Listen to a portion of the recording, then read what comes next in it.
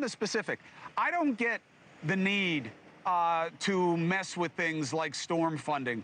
I don't understand why supporters of the former president and the former president himself are making things up about money going to migrants instead of to the storm victims. That's not how it works, and he knows that.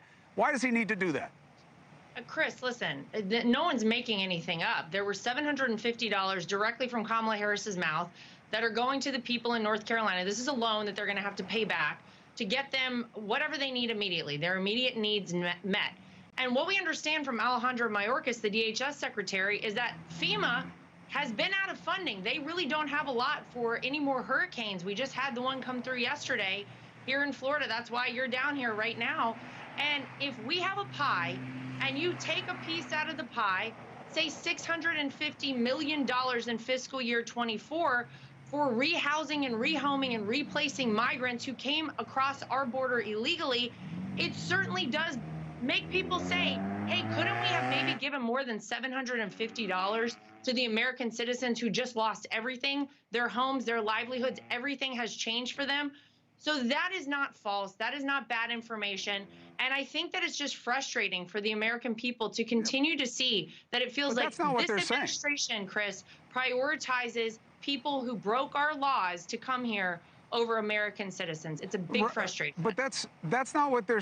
Look, I get it. I get the frustration. I get the tension. But that's not what they're saying, and that's not how it works either. Certainly, Harris had nothing to do.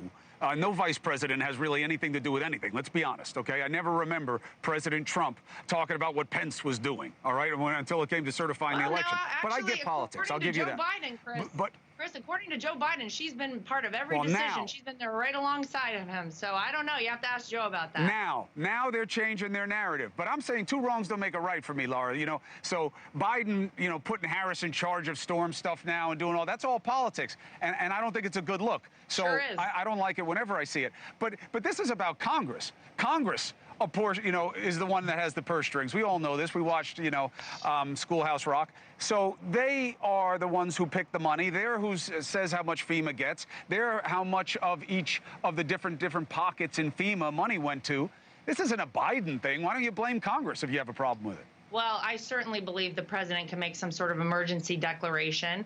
And I also believe that had our borders czar, Kamala Harris, done her job and addressed the problem at our southern border instead of exacerbating the problem at our southern border, we wouldn't have even had to pay $650 million. It's actually been over $1 billion since those two took over, Kamala Harris and Joe Biden, that we, the American taxpayer, have paid for people, again, who broke our law to come here.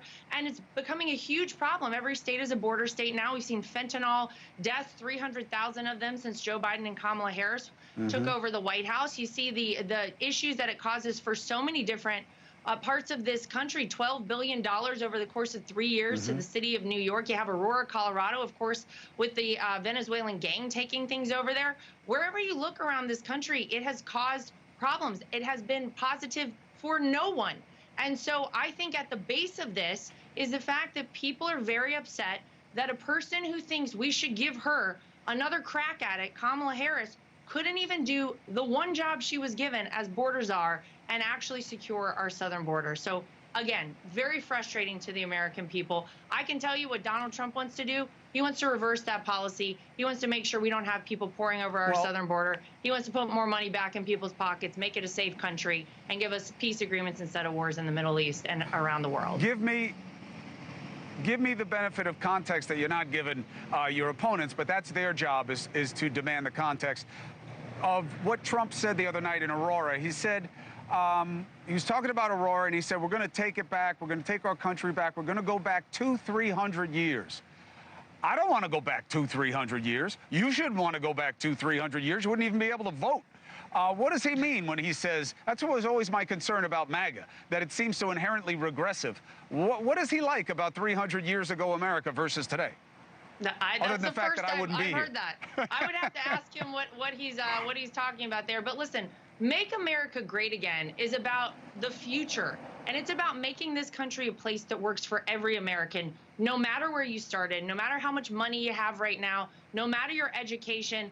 Nothing matters except your drive, your passion, and your work ethic in the United States of America. That's called the American dream, Chris. He wants to bring it back for people, and that has always been what Make America Great Again has always been about. It's been misconstrued, and people saying, oh, he wants to go back to this era or that era. It's about going forward and making this country great for everyone. I don't know. I got to ask him about that. It's the first I've heard of it. So thanks for letting me know. Yeah, you better ask him and tell him to stop saying it if he wants people to not get afraid, especially on the minority side and women and everybody who's seen advances over the course of history. Hey, thanks for watching. Go to joinnn.com to find NewsNation on your screen. And don't forget, click the red subscribe button below to get more of NewsNation's fact-driven, unbiased coverage.